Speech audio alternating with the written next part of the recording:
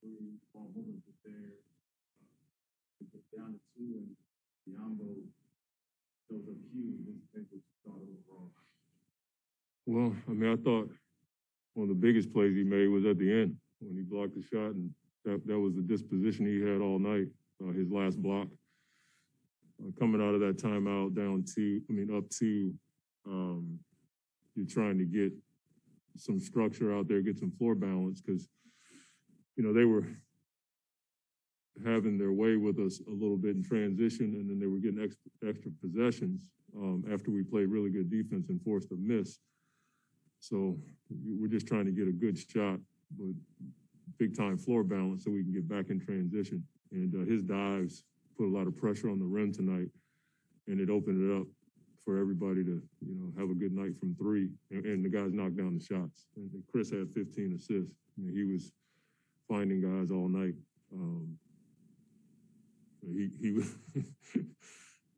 he had that look in his eye when I would call a play and he would see something else, and we'd be sitting out there having our little thing. And because he just had a really good rhythm finding guys tonight. And, as I said, guys knocked down shots. But it's a huge win for us. One, playing a team like that off of back-to-back, you think they're going to be tired. They didn't look tired tonight. But I thought every time they made a run, we were able to respond. And two, at the end of a road trip with everything that our team has been through, players in and out, coaches in and out, we just played steady basketball and got, two good wins on the road.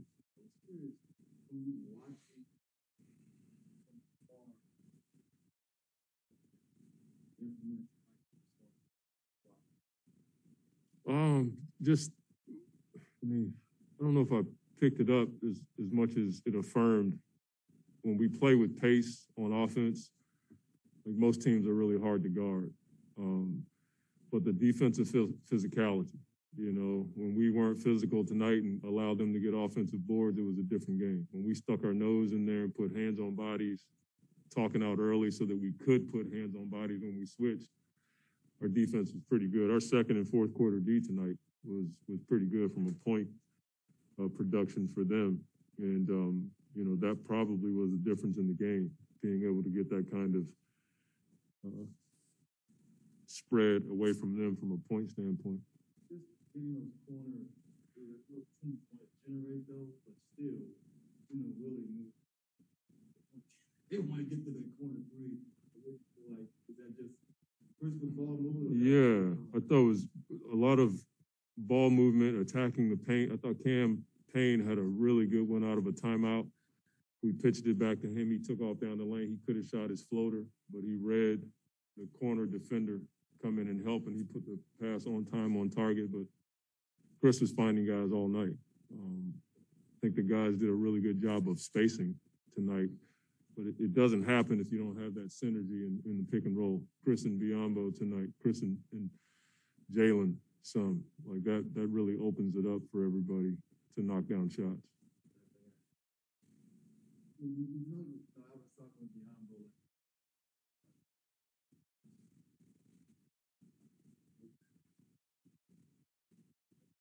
But even with that being said, see him do what he's done in 2 straight games. Yeah. Yeah, a little bit, just because he hasn't done anything on this level in such a long time. But like he said to you, I mean, he knows what he's doing in his box. A lot of times that can help you when you haven't played for a while. You just have a box of 2 or 3 things that you have to do well on both ends of the floor. His tonight was set screen, dive, when he caught it, make a read. Like, that was, pretty much his role tonight defensively. He's pretty good in pick and roll coverages. He has great body position in post defense, and he's a really good rebounder. So I'm sure just simplifying it for him probably helped him, because he hasn't played in a long time. So we certainly needed it.